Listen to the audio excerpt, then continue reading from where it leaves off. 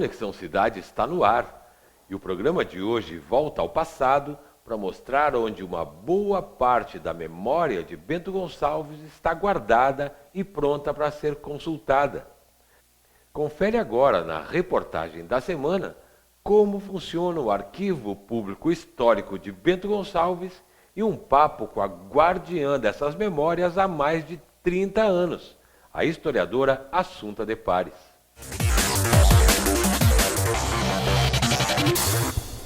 2015 é o ano que marca os 125 anos de emancipação político-administrativa de Bento Gonçalves e também os 140 anos da imigração italiana no Brasil. Quem quer saber um pouco mais dessa história pode conhecer documentos, fotografias, publicações a respeito aqui no Arquivo Histórico de Bento Gonçalves. A cada página dos inúmeros livros mantidos no arquivo público é possível conhecer um pouco mais de Bento Gonçalves. Verdadeiras raridades, registros, fotos e reportagens fazem parte do arquivo.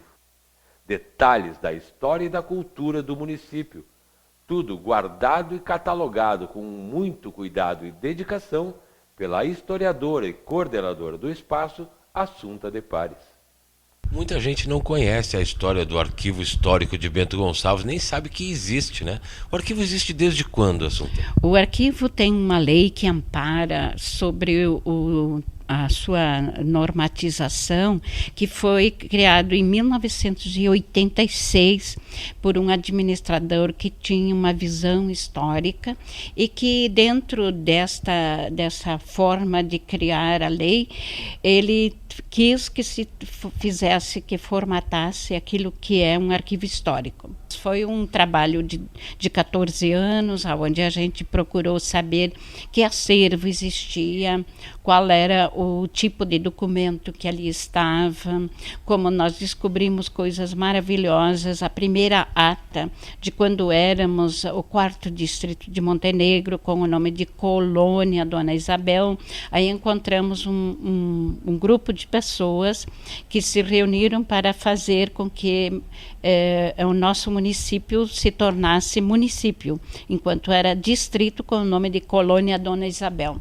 E a partir disso, então, nós procuramos trabalhar este lado para descobrir outros valores da história. Então, a ata está ali assinada, que foi feita em agosto de 1890, sendo que a nossa emancipação ocorreu em 11 de outubro de 1890, porque a lei tem um amparo de todos os documentos. Aqui nós temos todos os documentos administrativos.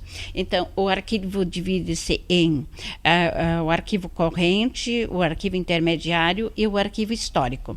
Isso tem tabela de temporalidade e, segundo as diretrizes não só da lei, mas das tabelas estabelecidas, o documento deve permanecer até tal data e depois, de acordo com aquilo que ele foi importante para a comunidade, para o fato histórico, ele é preservado eternamente, que chamamos então o arquivo permanente ou o arquivo histórico. E quem decide essa permanência? Quem decide a importância histórica de um documento? É preciso ter assim a visão de um historiador, e quanto às tabelas de temporalidade, são obedecidas através de leis que estão sendo orientadas pelo Arquivo Nacional. O Arquivo Nacional, ele tem um Sistema Nacional de Arquivos que ele coordena todos os arquivos do Brasil, estaduais e municipais, dos quais a gente está muito ligado. Assunta, nós temos aqui no Arquivo Histórico documentos que datam de 1890, são 125 anos da história de Bento Gonçalves, de toda a história de Bento Gonçalves. Bom, o arquivo tem 30 anos. Antes disso, onde é que estavam esses documentos e como foi buscar esses documentos, achar esses documentos para catalogar e eles estarem hoje aqui como essa ata tão importante para a fundação de Bento Gonçalves? Todos eles estavam no sótão da prefeitura, que era um depósito onde as pessoas jogavam ali os documentos. Então, é um crime onde não existe alguém que cuida da documentação pública. Então, tudo isso estava jogado no sótão da prefeitura, de uma forma até muito precária, onde a gente teve que trabalhar muito de mãos assim dadas para poder separar o documento que era possível, recuperar aquele que não estava em condições para poder arquivá-lo. Esse ano se completam, além dos 125 anos de emancipação político-administrativa aqui de Bento Gonçalves, também os 140 anos da imigração italiana aqui no Brasil, da qual Bento Gonçalves é um dos berços dessa história toda, né? E essa história também se encontra aqui fartamente documentada aqui no Arquivo Histórico. Por conta disso, há muita procura nesse ano especificamente para pesquisas aqui no arquivo? Sim. O arquivo mantém uma biblioteca de apoio, do qual a gente recebe livros do Arquivo Nacional, revistas da Biblioteca Nacional.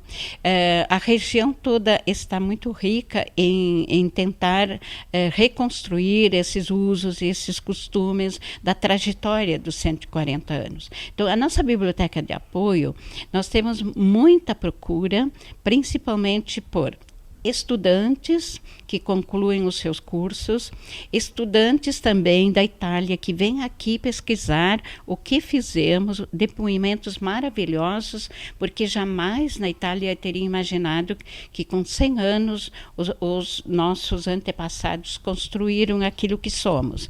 Recebemos também outros estudantes, há também os pesquisadores que vêm pesquisar para fazer cidadania italiana. Há um livro que é a nossa biblioteca de apoio, que foi escrito de uma forma de pesquisa para saber a procedência. Quando acontecia um falecimento ou então um nascimento, um casamento, era registrado o número do lote aonde ele morava, a linha onde ele morava, e também a procedência, se ele era italiano, mas já dizia que província, que comuna. Então, através destes registros que foram feitos nas igrejas, o Frei Ovílio Costa, ele compilou isso e nós temos aqui como biblioteca de apoio para procurar, e aí eles vão longe, porque eles vão buscar as certidões necessárias naquela província, naquela comuna da Itália, para fazerem a sua cidadania. Eu gostaria de saber qual a projeção do arquivo histórico para o futuro, à medida em que o papel estraga, e hoje existem tecnologias para perenizar esse documento mesmo, digitalizando eles. Há um processo corrente agora no arquivo histórico sobre isso? Sim, nós estamos pensando seriamente, estamos já catalogando, separando os documentos que são permitidos, não só de digitalizar, como informatizar, como uma forma de pesquisar melhor. Quanto ao original, nunca deverá ser abolido, porque nada que temos no arquivo, se não for original, não pode ser comprovado. Não sai daí! O Conexão Cidade volta em 2 minutos para falar de um aplicativo para celular criado por alunas do ensino médio em Bento Gonçalves, que é uma poderosa ferramenta para auxiliar quem busca o país para recomeçar a vida.